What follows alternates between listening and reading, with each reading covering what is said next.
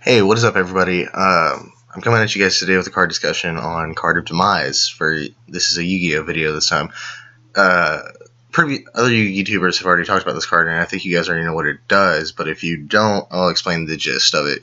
So, what Card of Demise does, its effect reads: draw until you have 3 cards in your hand. Your opponent, after this card resolves, your opponent takes no damage until the end of the turn, and at the end phase, you have to send your entire hand to the graveyard. You can only activate Card of Demise once per turn, and you can't special summon the same turn you activate it. So, a couple of interesting things about Card of Demise mechanics. First off, it says they take no damage after you resolve it, so you can just attack and then play this main phase too. It definitely restricts you to the type of archetype you can play this card with, because you can't special summon the same turn that you activate this card.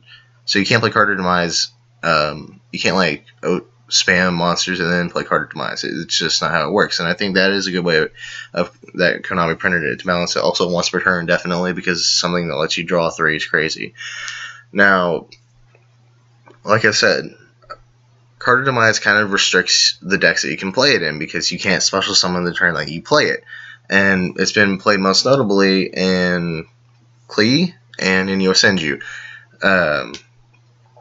because it just lets you draw your floodgates and set them and things, because you do have to send your entire hand to the graveyard at the end of phase, so that's not optimal if you get your hands flooded with creatures or things, which is why I think the Klee engine plays this card better, because even if they draw into monsters, they can just set them in the pendulum zones as scales. So what Card of Demise does, not only as a card effect, but as a card itself in the meta, is it kind of speeds up stun decks, and it brings slower decks to the forefront because it's a better draw power for them. Klee, definitely, it's hopped a lot more than Yosenju has, but both decks play a heavy floodgate amount, and so it brings stun decks back into the meta, and I really like that, because I like playing control and stun, both in Yu-Gi-Oh! And in Magic. So this card really, I like this card a lot, and I think Konami balanced it when I printed it. Now, granted, being able to draw 3 is a bit nutty, but you do have to send your hand to the graveyard in the end phase, so you just can't keep those cards. So with something with something as Graceful Charity, you know what I mean? So let's discuss each of the decks separately that do play Card of Demise. Klee and Yosenju. In my opinion, I do believe that Klee plays this card better, because of the reasons I've already stated. Klee can just normal summon one of their monsters, and then just have maybe even skill drain in hand, since they're probably playing 3 Duality and 3 Demise.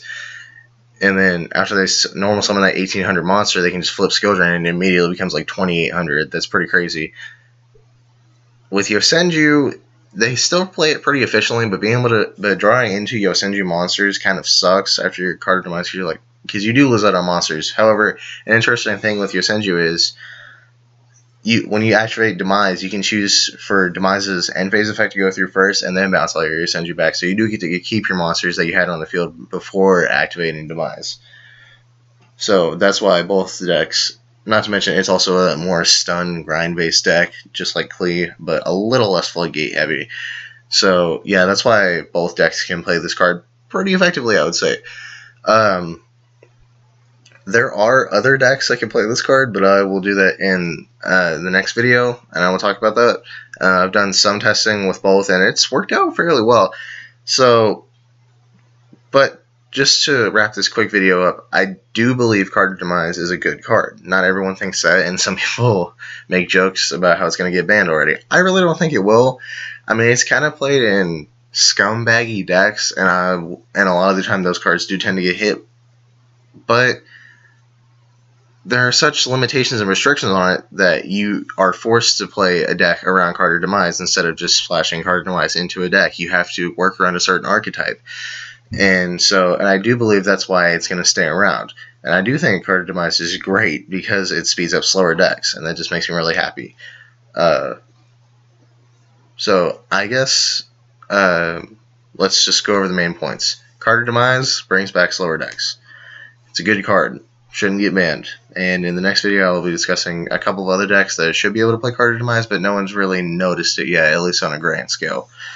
Alright, I'll see you guys in the next video.